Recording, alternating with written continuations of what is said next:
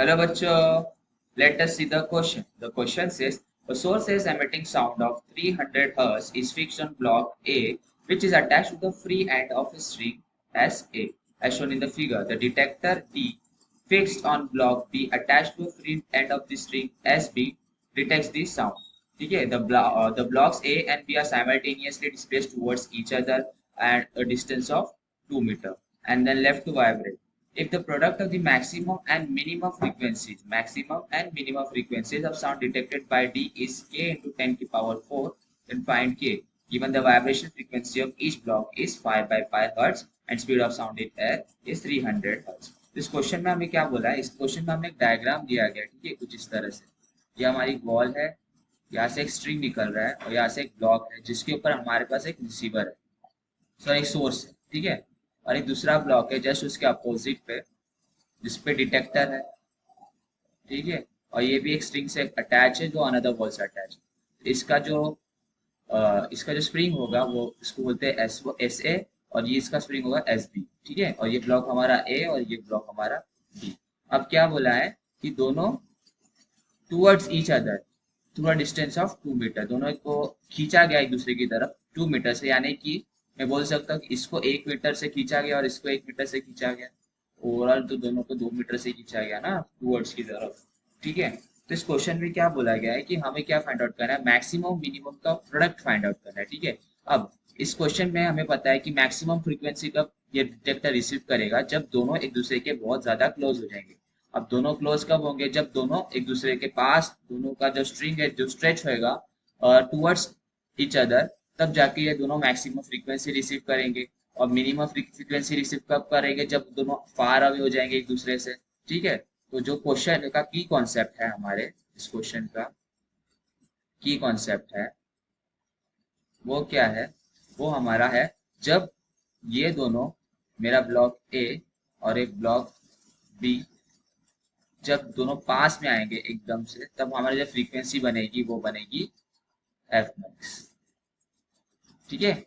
और जब ये दोनों दूर जाएंगे एक दूसरे से, यानी कि एकदम मैक्सिमम पॉइंट तक दूर, ठीक है, तो ये हमारा ए ब्लॉक है, ये हमारा बी ब्लॉक. तो ये अगर ये अपने मैक्सिमम डिस्टेंस तक दूर चले गए तो जो फ्रीक्वेंसी सुनाई देगी डिटेक्टर को, जो हमारा बी पे होगा वो होगा एफ मिनिमम, ठीक है. और हम जानते हैं कि हमारा फ्रीक्वेंसी का फॉर्मूला क्या होता है. फ्रीक्वेंसी का फॉर्मूला होता है velocity of sound plus minus velocity of object divided by velocity of sound minus plus velocity of source into F not, ठीक है. ये हो गया हमारा फ्रीक्वेंसी का फॉर्मूला. तो अगर इस क्वेश्चन को हम सॉल्व करें तो हमें पता है एफ मैक्स कितना होगा. एफ मैक्स की वैल्यू कितनी होगी.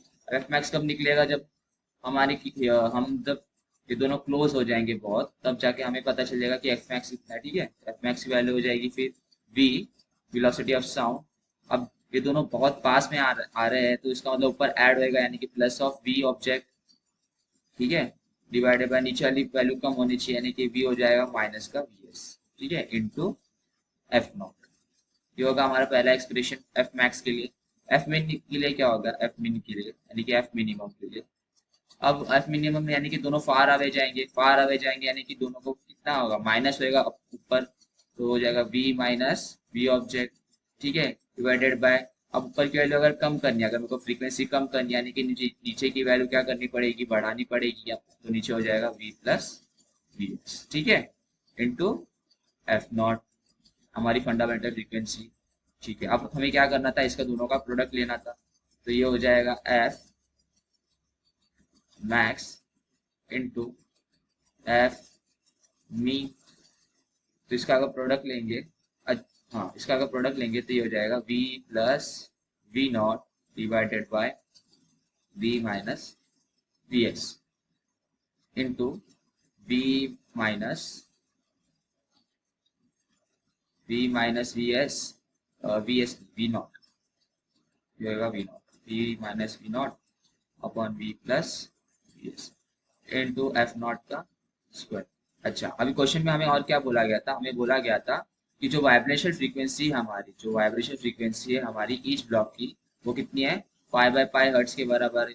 जिससे मुझे पता चल जाएगा कि ओमेगा की वैल्यू कितनी निकलेगी, जो हमारी एंगुलर फ्रीक्वेंसी होगी वो होगी 2 पाई एफ और अगर इसमें हम लोग फ्रीक्वेंसी ऐड करें 2 pi into pi by pi, तो यहाँ से ओमेगा की वैल्यू मिल जाएगी हमें 10 के बराबर। ठीक है, ये हमें पता चल गया 10 रेडियंस। 10 रेडियंस बोल सकते हैं हम इसको। इसे लिखता हूँ, ओमेगा की वैल्यू कितनी मिलेगी 10 रेडियंस। ठीक है, ये ओमेगा की वैल्यू मिल गई। अच्छा, अब इसमें क्या ट्विस्ट है कि जो हमारा ओमेगा है वो तो दोनों के लिए सेम होगा, यानी कि दोनों सेम डिस्टेंस तक खींचे गए थे 1 मीटर 1 मीटर और फिर छोड़ा गया, तो मैं बोल सकता कि दोनों की वेलोसिटी यानी कि velocity of object is equal to velocity of source. क्योंकि अगर मैं देखूं v is equal to R omega से, तो जो मेरा ओमेगा है रिसीवर और सोर्स के लिए दोनों के लिए सेम है 10 रेडियंस, जिससे मैं बोल सकता हूँ कि जो मेरा वेलोसिटी ऑफ ऑब्जेक्ट होगा और वेलोसिटी ऑफ सोर्स होगा दोनों सेम होगा। ठीक है, तो अगर इसको मैं इस तरफ रिप्लेस कर दूंगा तो ये हो जाएगा V nought plus V S divided by V minus V S into V minus V S upon V plus V S. तो ये ऐसे ये कैंसिल, यहाँ से ये कैंसिल हो जाएगा, इंटू एफ नॉट इधर पे आ जाएगा, एफ नॉट का स्क्वायर। ठीक है, तो मेरा जो प्रोडक्ट मिला यानी कि एफ मैक्स इंटू एफ मिन की जो वैल्यू आई इधर पे मुझे वो आ गई एफ नॉट का स्क्वायर के बराबर। अभी एफ नॉट की वैल्यू हमें दी थी कितनी, 300 हर्ट्ज के बराबर दी थी। तो अगर इसको हम इधर पे पुट करें इधर पे, तो ये हो जाएगी 300 का होल स्क्वायर। ठीक है, ये हो जाएगा 300 का होल स्क्वायर। 300 का होल स्क्वायर हो जाएगा 9 × 10⁴। तो यही तो हमें फाइंड आउट करना था, तो ये हो जाएगा सेक इनवर्स का स्क्वायर। तो के की वैल्यू अगर कंपेयर करें यहाँ से, तो के इंटू 10⁴ इज इक्वल टू 9 × 10⁴। तो यहाँ से 10⁴ कैंसल, के की वैल्यू मुझे मिल गई 9 के बराबर। ठीक है, hope you understand this question. Best of luck, thank you.